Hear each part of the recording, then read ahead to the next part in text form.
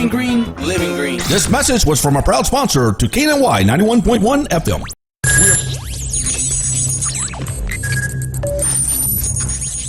We are broadcasting live from the Woodlands, Texas to the world.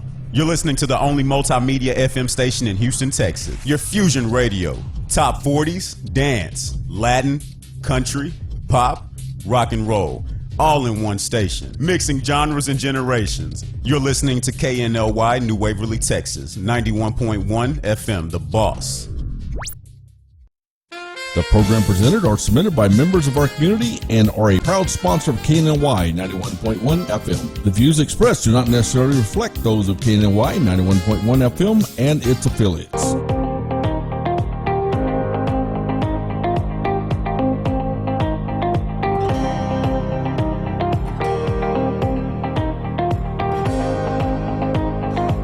Good morning, and God bless you. We are having a terrific Tuesday here at KNLY 91.1 The Boss, and I'm excited about today because all this past few weeks in engaging with my guest, Mr. John Meyer, I have learned quite a bit by just gleaning some of the information that he was able to share prior to coming on. So I want to introduce you to my guest today, Mr. John Meyer. Hi. Hi, thanks for inviting me on, Orlando. Thank you, sir, for joining us. I'm glad to talk about my book and let everybody know about it. Well, before you talk about the book, here's something I want to share because, you know, I've never interacted with a sci-fi author or anyone in regards to sci-fi, so I'm excited and intrigued. But I'm certain that our listeners would love to not only hear your journey of how you got to not only becoming an author an author and writer of sci-fi, but some of the things that you have done throughout your life, because I believe that there's a scripture that says old people know the way. You definitely have some wisdom and some experiences that I think people need to hear. So share a little bit about yourself and how you got to writing the book Time of Destruction.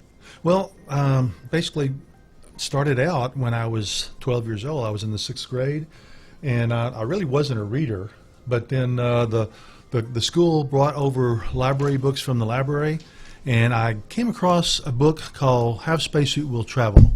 In fact, I actually bought the book, the first book that I ever read, from the library, and this is it here. And years later, I had it signed by the author. Wow! Right on the title page. Wow! And but it really got me started. I started reading all of the science fiction that I could, especially from Ryder Heinlein, and he's written a lot of books. I've read everything that he's written, and over that time, I started getting interested in writing science fiction. I tried many times to do that, but never was really very successful. But I just kept reading and kept learning and kept reading about how to write. You know, reading lots of books on how to write and talking to authors. And finally, about 12 years ago, I got a really good idea that I thought would make a good novel. Okay. And so what I did was I did a lot of research. I sat down and created some characters, created basically the place that they lived in, which was in 2081, started out in 2081. Wow. So basically a destructive force strikes the Earth in 2085. But let me just tell you a little bit about the story. I wrote a little synopsis, so kind of a 1-minute synopsis to kind of tell everybody about it. Well, in the first chapter, Hydrotech, a worldwide energy company, introduces a device in 2081 that promises unlimited energy from a new source called the interdimension. And in that chapter ends with 2 time travelers trying unsuccessfully to avert a catastrophic sabotage of the device, ending in a major tragedy. Okay. Now, from that point on, it's a roller coaster ride through time and space beginning in 2085 with a huge destructive force striking the Earth, killing 5 billion people. Okay, now, as that is happening, 2 Hydrotech engineers are rescued from 2085 and taken to 2245 in the hope that they can save the ruined world 160 years after the destruction of 2085. Now, we follow these characters and others as they move back and forth in time and space on the Earth, the Moon, and on an artificial space colony trying to discover the cause of the catastrophe in 2085 so that they can use their time-traveling ability to go back and stop the destruction and save the 5 billion people who died in that time of destruction. So that's sort of encapsulated view of the story. Now, it's getting a lot of really great reviews. It's had 50 reviews so far. Okay. 30 of them are 5-star reviews, and 7 of them 4-star reviews, and then there's 13 3, 2, and 1-star reviews, which I don't really count. But you know, when we consider anything that we do in life, one of the greatest challenges is being able to move beyond. We look at it as, you know, in this millennial or this stage of life, right. Reviews, but that's just opinions. Yeah. Oh, yeah. Absolutely. That's just Absolutely. opinions. Absolutely. And there is a scripture that I love in Galatians 1. It talks about it's impossible to please God trying to please man, and you'll be surprised at the number of people that have yet to do what you've done, stepping out, moving in faith. That's true. You know, pursuing dreams and goals and ambitions and things of that nature. Here's something that I'm intrigued by. You have a book, and I'm still stuck on the fact that you still have the book from the 6th grade. That's the first very part. Book that I first, now, read. Mr. John, can I see that book for a moment? Because I thought about something, and me being in school, they wouldn't let me, get my diploma or go to the next grade if you had a book out from the library now. So what I did was I went ahead and paid for it. Wow. So I just kept the book and I paid for it. It was like $5 back in 1958. Wow. This is actually the book was written and published in 1958, and I was able to read it in that particular year. And I said, I want to keep this book. So that's real history. I've been cutting grass, and I made some money cutting grass. So I paid the library $5 and kept the book. Okay. But let me kind of tell you a little bit about how I came about writing the book. I worked for NASA for 2 years. Okay. I worked for the company that made the spacesuits. So that kind of got me intrigued. I was always interested in space anyway. And I bought I worked with the company that made the spacesuits called ILC, International Latex Corporation. Okay. And at that time, it was interesting is that the suits cost $185,000, and they were sewn by 180 ladies who worked at the parent company in Dover, Delaware. It was called ILC, International Latex Corporation, which actually later became, or not later, but which became Playtex. And it split off from International Latex in 1966 to make the spacesuits, and then they were sold. The Playtex Corporation was sold to Hanes Underwear. Now, wait a minute. So Hanes Underwear has, I wear Hanes. I have quite a few, but the history of the suit that was made for NASA is tied to Hanes Underwear. Hanes Underwear and Playtex. And wow. In 1970, which is when I started with International Latex, working at Johnson Spacecraft Center, the suits cost $185,000. But by the time the Skylab came around, which was a few years later, they sold for $6 million.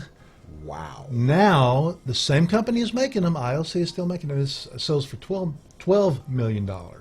That's just kind of a little aside there. But along the way, I worked for NASA. I was with a company or with an organization called the L5 Society. Okay. You'll see a lot of that mentioned in my story. Okay. There'll be a lot of that mentioned in my story, and how that came about was. Do we have? We still have you time? still got time. Still got time. Go right Okay. ahead. Anyway, the way that came about was there was a gentleman named Gerald O'Neill who was talking to his big class at a university, and they were talking about what would be done. How could we go out into space? What would we do with space? And the class came up. We had 250 students in that class, and they came with an idea that we could build a large space colony, use material from the moon, because by that time we knew what the moon was made from, several different materials, and build solar power satellites. And so I'll talk a lot about that in my book too. The solar power satellites, this energy from the inner dimension, and also other ways to produce energy. In fact, there's one called MP3.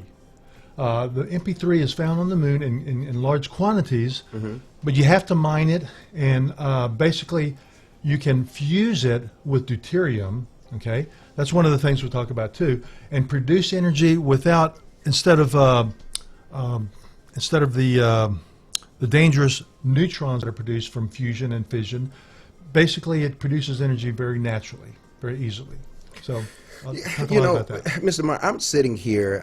I'm sorry, Mr. John. I'm sitting here, and I'm just in amazement, and I love being able to start off by saying, "Old people knowing the way." I mean, it's just history that you have a wealth of information, a wealth of knowledge, in what you have actually been purposed and destined to do. Who would have thought?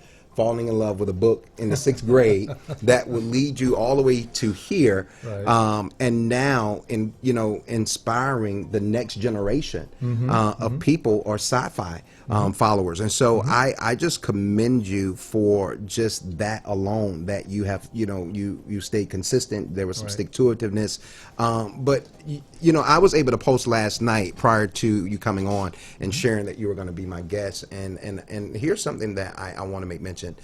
Your daughter is just a jewel, because when I say she reached out to me, on your behalf, hey, my dad is an author, and when you have, not just the support of family and friends, but when people come into the vision or the dream that you have, been pregnant with for all this time, that now you've gotten it out, and we're desiring to see this book go further than where it's been.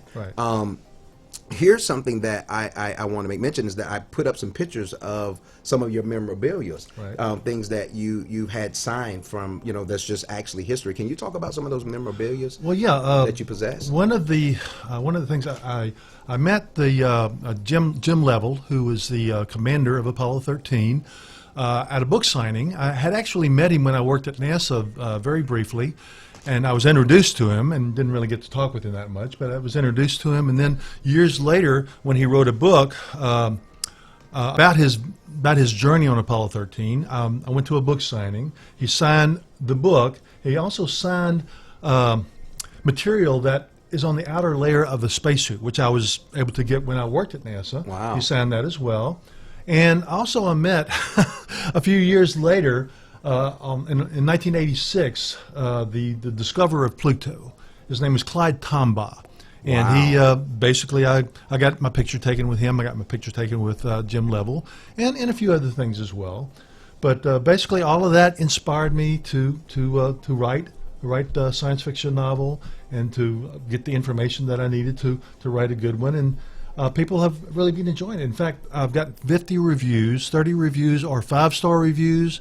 7 reviews are 4-star reviews. So 94% of the reviews I'm getting on Amazon are excellent reviews. So it's a little bit higher than a 4-star. So on the average. That's that's remarkable, especially when we consider not only the history but the knowledge you possess that has allowed your mind to pin something in relations to future things that could possibly happen. Yeah. And I love that. Can I see that? The copy of the book? Here it is, right here. Actually, I want to show you all this. I know you all have seen it go across the screen, but this is my copy. This is my copy that is going to be a signed copy, and I'm going to hold on to it just like you held on to the one from the 6th grade, because I'm truly inspired as well as admire. Can I explain one thing? Yes, go ahead. If you put this on the screen here, you'll see that it's inside. It's the inside of the space colony that I talk about in my book. That people live there. 10,000 people live there, and they take material from the moon and they produce the solar power satellite. So when you read the novel, you'll see this on the first on the cover of the book when you read it, and you can be thinking about it as you go along. You'll see me talking about it. So. Listen, you all follow not only my page, but KNLY 91.1, the boss, Orlando Daniels, Mr. John Meyer.